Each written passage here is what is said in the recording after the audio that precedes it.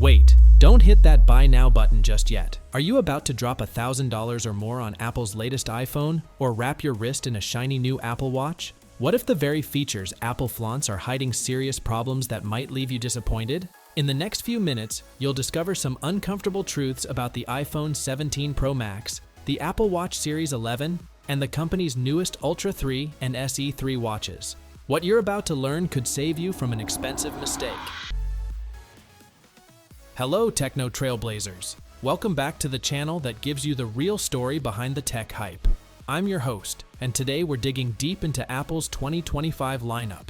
Not to bash Apple, but to help you make a smart choice. If you enjoy unfiltered tech insights, hit subscribe and ring the bell so you never miss a video. Let's start with the iPhone 17 Pro Max. It's sleek and powerful. It has a huge bright display, an A19 Pro chip, and a camera system with 8 times optical zoom. But there's one thing Apple glossed over: the new anodized aluminum frame.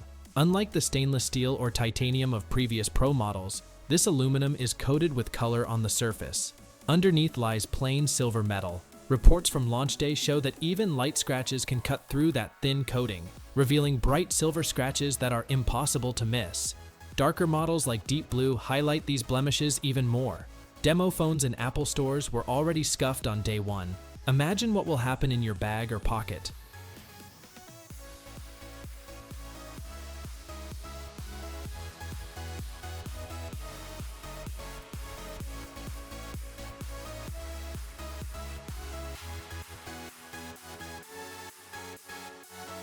Last year's titanium and glass models could take minor dings without revealing raw metal underneath, but the new finish leaves you vulnerable. If you don't want a scratched phone, you'll have to hide that beautiful design in a case.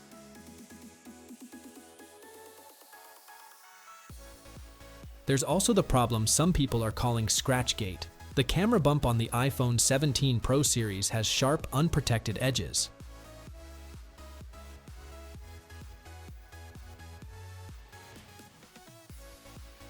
Apple's hard oxide coating doesn't cover those edges effectively, making them easy prey for keys, coins, or other objects. One swipe in your pocket could leave a permanent blemish around the camera module. Apple could have designed the plateau with rounded edges to prevent this, but they didn't. A protective case becomes almost mandatory. Finally, think about practical concerns. Apple's Pro models are eSIM only in many regions. If you travel or like to swap SIM cards, you might find yourself stuck. And with a starting price around $1,199, adding a case, screen protector, and accessories pushes the cost even higher. Ask yourself whether the slightly faster chip and improved zoom justify these compromises.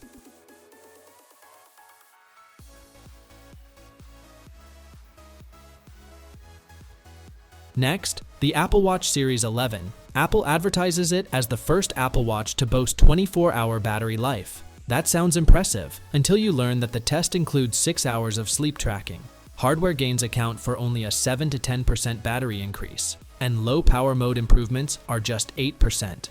In real life, you're still looking at roughly 1 day on a charge. Men's Health even lists battery still only 24 hours as a negative. Competing watches offer multi-day battery life. Most of the Series 11's improvements aren't hardware at all. The new liquid glass interface, improved sleep tracking, and Workout Buddy are part of Watch OS 26.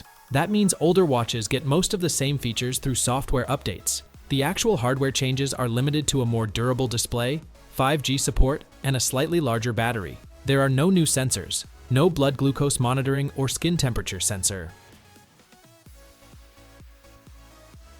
If you already have a Series 10, updating your software gives you nearly all the new functionality. The watch starts at about $399 and goes up if you choose titanium or add 5G. That's not cheap. For your money, you get a modest battery bump and some features you could have through a software update.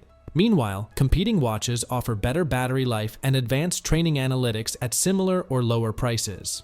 Now let's talk about Apple's rugged watch, the Ultra 3. It features a 49mm titanium case, dual-frequency GPS, an emergency siren, and two-way satellite messaging.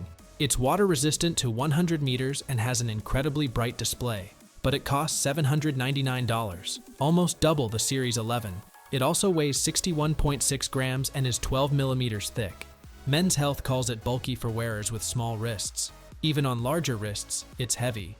Battery life on the Ultra 3 is better than on the Series 11, but still mediocre compared to rivals. You might get 2 to 2.5 days out of it. Men's Health notes that the Ultra 3's battery is still short compared to competitors. Garmin's Enduro or Coros's Apex Pro can run for a week or more. If you're planning a multi-day hike, you'll still need to bring a charger. The new satellite messaging feature only works in roughly 17 countries and requires a clear view of the sky. Thick forests, canyons, or urban settings may hinder connectivity when you need it most. It's a cool feature, but not the game changer Apple wants you to think it is. Also, the watch lacks advanced coaching features found on other sports watches, so athletes will still need third-party apps or another device.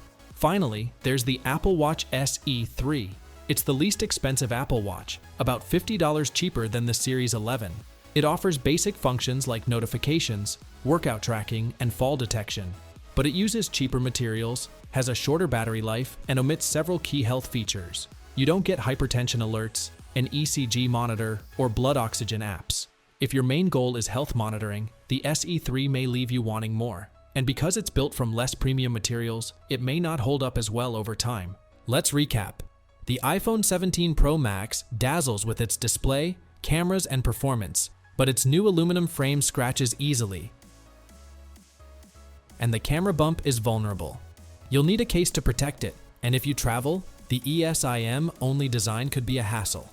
The Apple Watch Series 11's 24-hour battery is mostly a marketing trick, and its standout features are software you can get on older models. The Ultra 3 is rugged and feature-packed, but it's heavy, expensive, and still lags behind competitors in battery life. Its satellite messaging works in limited regions, and it lacks coaching tools. The SE3 is affordable, but drops important health sensors and uses cheaper materials. Choose wisely based on what you really need. If you own a recent iPhone or Apple Watch and it's serving you well, you might skip this generation. If you're upgrading from much older devices, go into the purchase informed, buy a protective case, know that you'll still need to charge your watch daily or every other day, and decide whether missing health features are acceptable.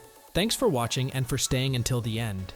If you found this information useful, give the video a thumbs up, share it with your friends, and let me know in the comments what you think about Apple's latest devices. Do you own any of them? Have you experienced these issues? We post new videos every Thursday and Friday, so subscribe and stay tuned for more tech truths. See you next time.